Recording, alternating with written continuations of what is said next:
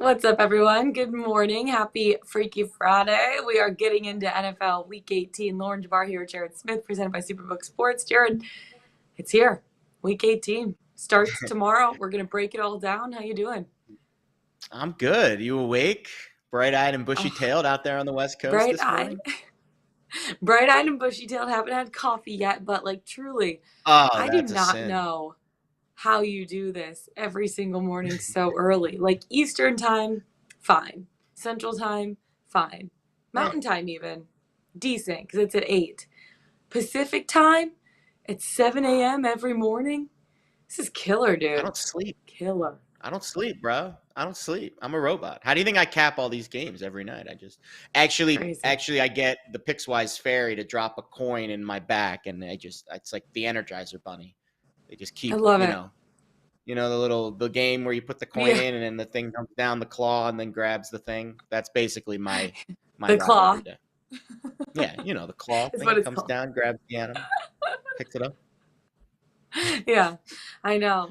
Well, yeah, we're in California. You're in Vegas. We got Week 18. We're going to break it all down for you, so let's get right into it. And it's Player Incentive Week, which I know you have a lot of good player incentive props for us. We'll get to that in our segment in a little bit. But first of all, let's break down Saturday NFL slate. There's no show tomorrow, so we're going to break down the games for you today. A lot of playoff implications on the line. First of all, let's talk about the Chiefs taking on the Raiders. The Chiefs laying 9 points. That total set at 52.5. The Saturday matchup, AFC West showdown that everyone's looking forward to. Last week, divisional matchup for the Chiefs against the Broncos. They got their 4th straight win. The Raiders lost in overtime to the 49ers. That was their 3rd loss in 4 games. Kansas City, Jared, has beat the Raiders in 16 of their last 19 matchups, and they haven't lost to them on the road since October of 2017. And during that span, the Chiefs have a plus 13.7 scoring margin. Would you feel comfortable knowing that the Raiders don't really have anything to play for at this point to lay the 9 points with the Chiefs in this spot, knowing the plus 13.7 scoring margin during that span? Yeah, I don't think I would. And really? I think a lot of it comes down to where Kansas City currently is at this stage, of course. And they've struggled against, big numbers, and they've really struggled when the point spread is over a touchdown. So that's the first part of this. They're 5-11 against the spread all year. They haven't been good against the spread this season, and they're 2-6 when it's over 7. So that's the first part of this that really scares me. The second part of this, listen, you can make a case that Jarrett Stidham looked really good last week, and he is still competing for a job in Vegas next year. I don't think he's going to win that job. I'm assuming they're going to bring someone else in with a big price tag, but he's still competing for a job, maybe in Vegas, maybe elsewhere. And he looks really comfortable with Jarrett Stidham's offense, of course. I mean, with Josh McDaniels' offense. Those two, of course, together in New England for the last 2 years. He was the 4th quarterback on the efficiency list. I take that back, excuse me. 2nd quarterback on the efficiency list last week. He had the 4th highest efficiency rating against the Niners on the opening drive of any team all year. And again, that speaks to him being very comfortable with this Raiders offense with McDaniels pulling the string. So I think Vegas will be game here. I think this game going to have some juice to it. First of all, fast track in Vegas. The number 1 seed is on the line. Mahomes and the Chiefs can clinch with a win, and that bye is very important. Second of all, he's 430 yards away from passing Peyton Manning's all-time single-season mark. His passing yards prop is a stone cold over bet. It is one of the bets in the column this week, the contract incentive and player milestone column. And I think that kind of correlates to the over 52.5. We've seen 5 straight overs between these two teams. 3 of those 5 games had a total at 53 or higher. This total is slightly below that. And those 5 games with the over have a combined average score of 60 points. So I think it Mm-hmm. makes sense. Ton of over, and Mahomes passing yards money will come in over the next day or so. And I think at 9.5, the Chiefs are maybe slightly overvalued. I wouldn't bet the Raiders, but I don't think I'd bet the Chiefs either. Yeah, I kind of like the over, to be honest, for this game. I feel like it's kind of Yeah. going to be a shootout. I mean, as weird as that is to say, with the Raiders backup being in, but the Chiefs are the highest scoring team in the NFL, 29.1 points per game. The over is hit in 6 of their last 8 road games.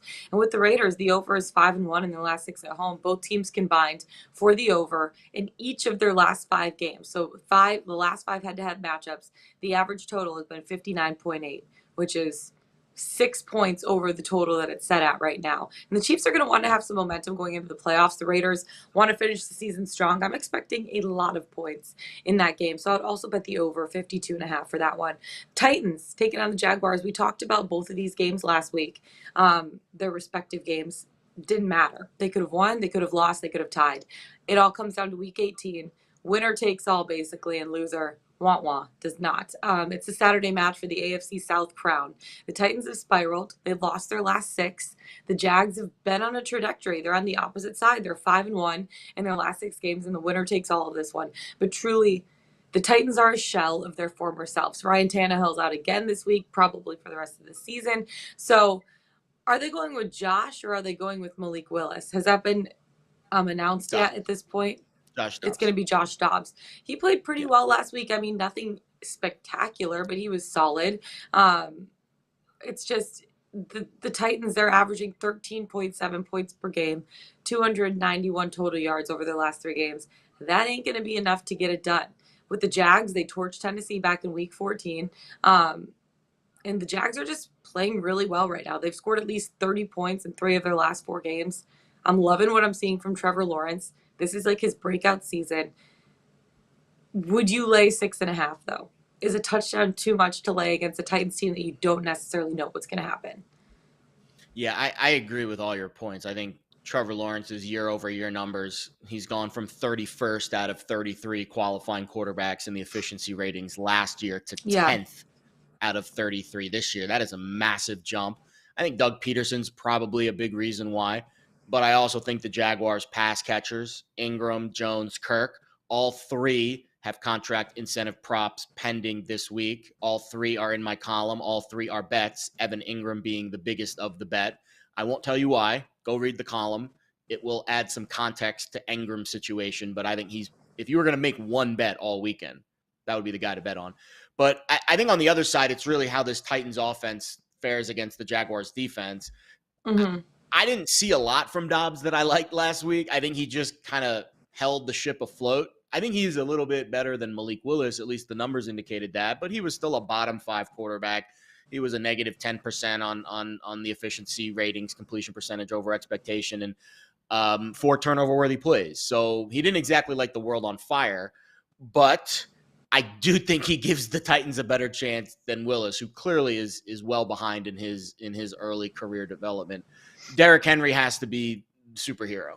I don't know other way to put it. And he played well against the Jags in their last game, 7.1 yards per carry, 121 yards, but fumbled twice. The offense turned it over 4 times, and the Titans lost by 2 scores.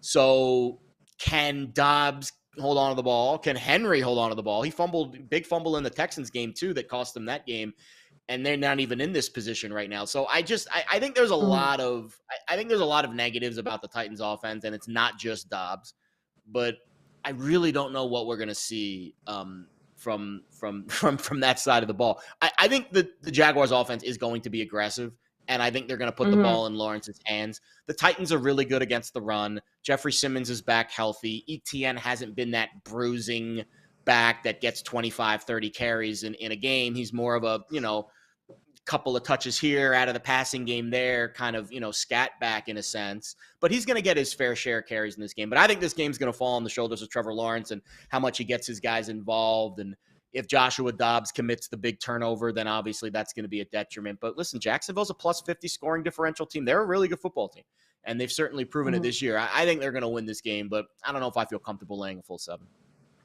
If you do feel comfortable laying the full 7, Titans are 0-5-1 against the spread during their 6-game skid. They haven't covered since November 17th, which is pretty crazy. And the Jags are 5-1 ATS in their last 6 games. The Titans also have a minus 12.5 scoring margin in their last 6 games. So if you do feel comfortable, the trends definitely favor you. But if you don't feel comfortable and you don't know what to expect, that's okay too. All right, let's get into our NFL props. We usually bring in Bobby Stanley for this. But Jared, you've done your column on player incentives We don't need Bobby for this week week. 18. For week 18, I want to hear who you have because this is your favorite week of the year. Hit us with some of those player incentive props and who we should be betting for Saturday and Sunday this week. Yeah, so I mentioned Evan Ingram, 61 yards away from $200,000, which is about 10% of his contract. Remember, he signed a 1-year deal. And that's the reason why I think he's the guy this week to focus on, because Jones and Kirk, they're also in the vicinity of earning more money. They've also earned some money already. Again, all of the details and dollars in the column. Because unlike Jones and Kirk, their agents can make deals with the teams in the offseason to roll over some of that unacquired bonus money into workout bonuses, roster bonuses, whatever, offseason stuff. Ingram doesn't have that option. His contract is expiring, and I think he's going to be the guy, if there is one guy that Doug Peterson says we need to get him the ball to get him over his number, that would be the person that I would focus on. On the Chiefs side, Mahomes is the guy. 430 passing yards away from Manning's single-season mark. His number right now is 319. I mean, that is a big gap between what he needs and what the prop number is. And again, I don't think Kansas City is going to take their foot off the gas for 2 reasons. 1, they need this game. 2, if they are winning, let's game script it. Usually, Mahomes, they're 10-point favorites. If they're up in the second half, they're going to rest their starters. If they're up big in the second half, that means they're going to have the bye, which means they're not going to play next week, which, if anything, I'd want to keep my guys in rhythm for the entire game because they're going to be resting next week anyway. So I don't think game script matters in this spot. And I think if Andy Reid sees that box score and is like, Patrick's about 100 yards away in the fourth quarter and we're up 10, just let him throw. You trust Patrick Mahomes not to make a crippling turnover. So I think that's a really good angle on Saturday night or Saturday evening. Is the Mahomes passing yards prop, and I would absolutely target all 3 Jaguars guys as well. For Sunday's games, listen, none of these numbers are out yet, so very hard to bet this now. But I'll give you DeAndre Carter, I'll give you Gerald Everett, I'll give you Khalif Raymond, Isaiah McKenzie, Hayden Hurst, Samaje Perine, Deebo Samuel. Those are the guys in my column that have pending incentives. Context is important. Go read about each situation and how it applies to each game and make your own determination what you want to bet. I will be adding things throughout the weekend, but there's no bets to make right now on those guys because the numbers probably will get dropped today. So refresh the column, check Twitter, et cetera, et cetera. But yeah, it's going to be an exciting week. I hope I net 20 units again like we did last season. I don't think we will, but we'll try and just hope that these guys go get their money. Hope they get their money. Hope you get yours, Jared. We love it. I know you'll be talking more about those on Sunday, too, once those prop numbers are actually out. So make sure to tune in to Let's Bet It on Sunday morning. It's going to be Jared and Mark Zinno. I'll be here sleeping. I have a day off, which I'm excited about. All right, let's get into NFL Fast Fact or Cap, Gerard. I have a lot of questions for you. You say fast fact. Are they facts or are they lies? Okay, the LA Chargers are going to win at least one playoff game. Do you think they will? Probably going to be against the Jags. They're probably going to be favored in that game. Maybe not. Yeah, I'll say fact. Fact. I'll say fact. Okay, I like it. What about Justin Jefferson breaking? Wait, what's fact or cap? Hold on. Can you explain this game to me? Usually it's fact or fiction. Kyle put it on there, and to be honest, I feel like I'm a little too old for this too. I'm like, what is fact or cap, Kyle? Can you explain this quickly to us in the chat? Or is it a lie? Is How about Cap, I this? think, While Kyle explains it, I'll play a game with you Cap that is I a lie. know. Like, oh, because people say no cap, which means no lie. So fact or cap. Is this fact Never or is heard it a of that lie? before. I'm way Yeah, too well, freaking old. welcome to Gen Z, baby. We're making it happen. Are you serious? Welcome Wait, to Gen cat Z. means lie? What happened to fact or Yeah, fiction? Like, to me, that's just so easy and normal, but okay, fine. no, fact or Fact. cap. It's the Fine. newest Can I trendy follow thing. up? Can I follow up with a question for you with a game that I know you'll Yeah, understand? We can do it at the yes. end. We'll have fun with it at the end. Keep playing Okay. the fact or cap game. Fact or cap, Justin Jefferson breaks the single season receiving yards record. Cap. Too Lie. many. He's Okay. like 200 yards away. He's too far One away. of the Cowboys or 49ers doesn't make the divisional round, assuming the Eagles are number one seed. Oh wow! So one of these teams loses in the wild card round. Mm-hmm. Yeah, because Dallas is going to play Tampa Bay. I think Tampa Bay is going to win that game. So, fact. Fact. The Titans will represent the AFC South in the playoffs. Cap, obviously. I already know your That's answer for this easy. next one. The Bengals are going to be the most feared team in the NFL playoffs. Oh, fact. Although I don't know, feared like that word is a little bit different than the way I view them. I just view them as It really, is. I guess, dangerous. But I don't think other teams fear them. I think other teams respect them. I think Yeah. that's a better word to use. I don't think they're going to sneak up on anybody like they did last year. You know, Mm-hmm. like I think their teams will be very buttoned up, and they're not going to fall victim to Joe Burr. Although there's some interesting scenario, like we haven't talked about it yet, but the NFL decided yesterday that they're not going to resume the Bengals Bills game, which sets up just a absurd amount of scenarios that could take place, including a neutral site AFC Championship game. I don't know where. Maybe Vegas, maybe LA, maybe Miami. I have no freaking clue where. Yeah. Um, but there's also a potential for a coin flip to determine home field between the Ravens and Bengals potential wild card game, which I think we are basically the scenario is if the Bengals lose or the Chargers win, and if Buffalo wins, then it's going to be 3-6 Cincinnati Baltimore in the wild card round. If that scenario plays out, we will have a coin flip to determine home field advantage. It's a That's crazy wild. scenario. That is so wild. Actually, Yeah. I think Baltimore needs to win. The Chargers need to lose. I think there's some nuance there. I don't really know. There's like 100 different scenarios, but one of them Mm-hmm. is literally a coin flip for home field between Ravens, That is Bengals so in wild. the division That's round, so wild. which is nuts. I know. We'll see what ends up happening. But also good news on the DeMar Hamlin front. He was FaceTiming his teammates this morning. So if we wanted This is awesome. to talk a little bit more about that, God is good. Good things are happening for DeMar Hamlin. He's returning back to full strength, full health is what they're saying. So such awesome news Yeah. coming out of Cincinnati. And the fact that he was FaceTiming his teammates this morning, that probably makes them feel really good too. So And I heard his dad talk to the Bills. He went to the Bills practice, if not yesterday, earlier this week, and basically said, we want you guys to play.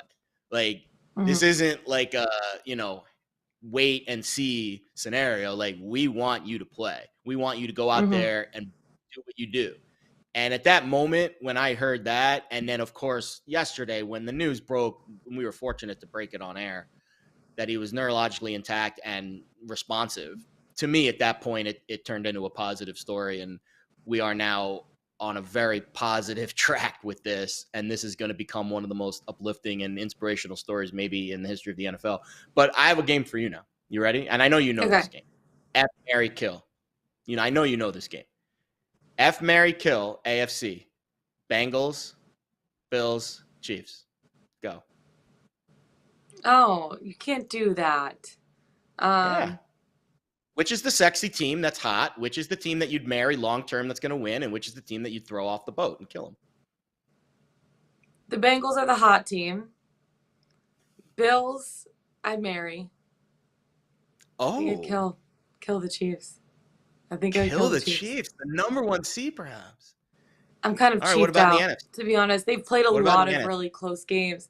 They played a lot of Okay. very close games the last few weeks, especially the one against the Texans. Like, they're not as dominant of a team as a lot of people think they are. I don't think they're bad, but if I'm given the choice of just those three teams, I think that I would, yeah, F Bengals, marry Bills, kill Chiefs.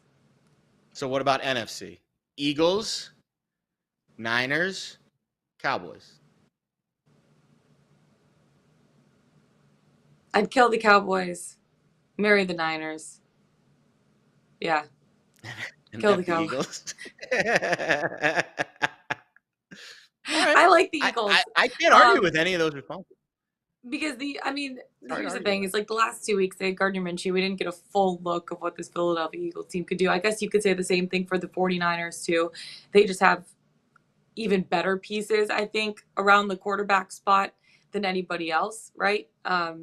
So the Yeah. drop off from Jimmy G to Brock Purdy isn't as much as from Jalen Hurts to Gardner Minshew.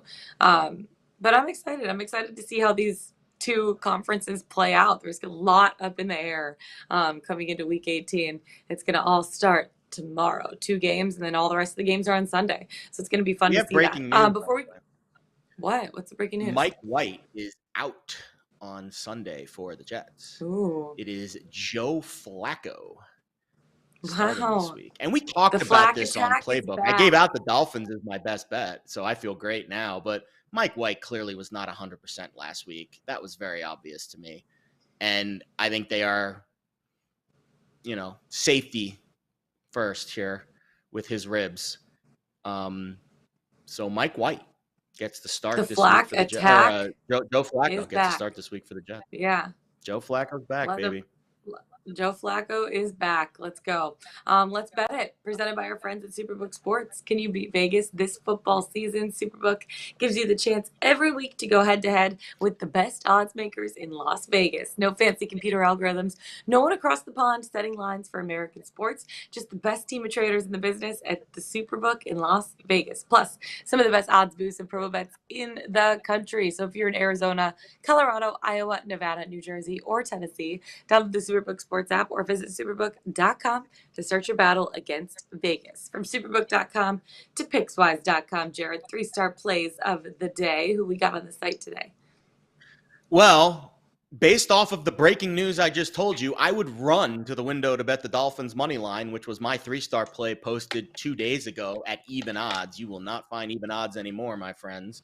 But right now I'm seeing 3 kind of the consensus market price with Miami. My guess is we move through 3 at some point this weekend. Just a hunch, Mm-hmm. especially if our pal Teddy Bridgewater ends up starting for the Dolphins, which we do not know the answer to that question yet. Man, I really hope there's a couple guys for the Dolphins that I hope play this week.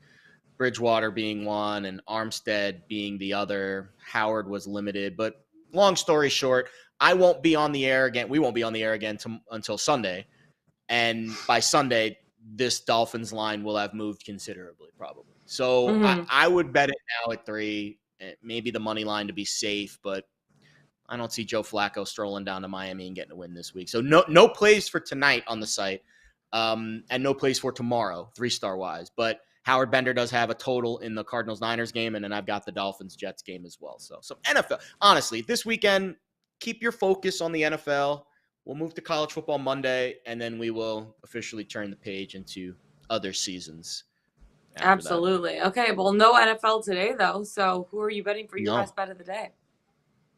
I have no best bet today, but I am giving you Evan Ingram Wow. for tomorrow. I Well, I I don't like it. have any. I got screwed in college. Not screwed, but I had a tough beat in college basketball last night. Ohio State had a lead late and blew it. So instead of trying to dig up some obscure college basketball game for you guys tonight, there's really not. Friday night's not a big college basketball night. There's only like 10 games on the card. It's all Ivy League and MAC games. Instead of forcing something and putting a dent in our bankroll if it doesn't work out, focus all of your bankroll efforts into this weekend's NFL contract incentive props. I have already like 10 units deployed on Saturday's games with Mahomes and the Jaguars guys. So to me, Evan Ingram, go read more about it. But this is the move to make this weekend, guys. he needs 61 yards for another, incentive bonus. And I love the matchup. The Titans give up the most targets, second most yards to tight ends on the season. And it's a low number. Ingram torched this Titans team a few weeks ago for like a $140. I think 46.5 is a very fair number. And you even add the incentives and the urgency there, and it makes it even more valuable. I have 5. This is my biggest bet of all of the NFL season. I have 5 units on this bet. The Wow. entire NFL season, this is the biggest bet I will probably make individual risk. So I'll give it to you. I'll beat it like a drum and scream it from the mountaintops until tomorrow night. And I'll actually be on a plane tomorrow when this game's happening. I'll have no idea what Evan Ingram is doing during this game. So if he sucks, I'm sorry. If he's great, you're welcome. But I won't be able to answer the bell until afterwards. At least they have like live TV on planes now, so you can maybe I'm flying Frontier, no Wi-Fi or anything. I'm going completely dark for 4 hours tomorrow. So I'll miss the second half of Chiefs Raiders. My flight's at 6:00 local time, which is like right in between the games. And I'll probably miss the first half, maybe even third quarter. Like I probably won't land until like the fourth quarter of Jaguars Titans. And then I will immediately turn on my phone and hope Ingram's at 47 yards or more receiving. Oh, wow. That initial rush of, oh my God. Yeah, I love it. I absolutely love it. Well, I do have a play of the day for you today, and it is the Lightning. Give it to us. 60-minute money line going up against the Winnipeg Jets in the most beautiful city I've ever been to in Winnipeg. And it's at plus 134. So you're getting plus money because, I mean, you could take their money line too. At that point, it's minus 118. You're not risking that much to do it. But here's the thing. The Lightning have had a really great season so far. They're 24-12-1, 7 wins in their last 10 games. They are coming off of a loss in Minnesota that saw their 4-game win streak snap. Vasilevsky did not play in that game. He was supposed to. He ended up being sick that day, so he sat backed up their backup. So the Jets, they are on a 3-game winning streak right now. They're sitting first in the Central Division. They're coming off a big win against the Flames. But it's the Lightning's offense that really does it for me. They're one of the best in the NHL. They're averaging 3.51 goals per game, which is 4th in the league. They've scored 4 more goals in 7 of their last 10 games. In their last 10 meetings against the Jets, they're averaging 4.25 goals per game. And defensively, they're playing pretty well, too. They've only allowed 11 total goals in their last 5 games. They rank 13th in goals against per game.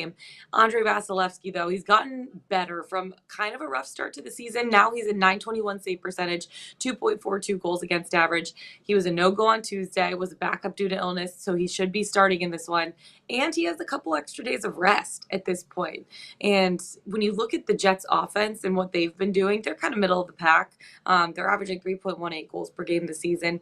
They're 18th in the league. They rank 21st in shots per game, but recently they've really been struggling. They've only scored 2 or fewer in 6 of their last 10 games. It has been their defense that's carried them, but going up against an offense like what the Lightning have.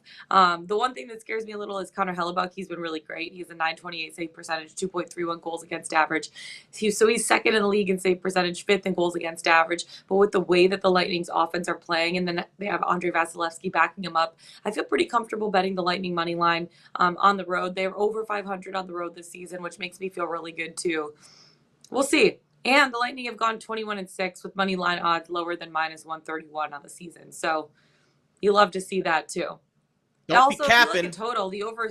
Yeah. Also, if you like the total, the over is hit in the last 6 Lightning Jets meetings. I haven't bet that, but I am betting the Lightning 60-minute money line. If you don't want to have the 60-minute money line, just go with the regular money line at minus 118. You're still not laying that much for it. So why not?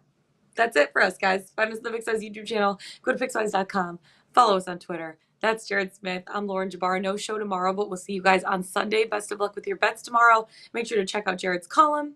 And until then, let's get it. Let's bet it.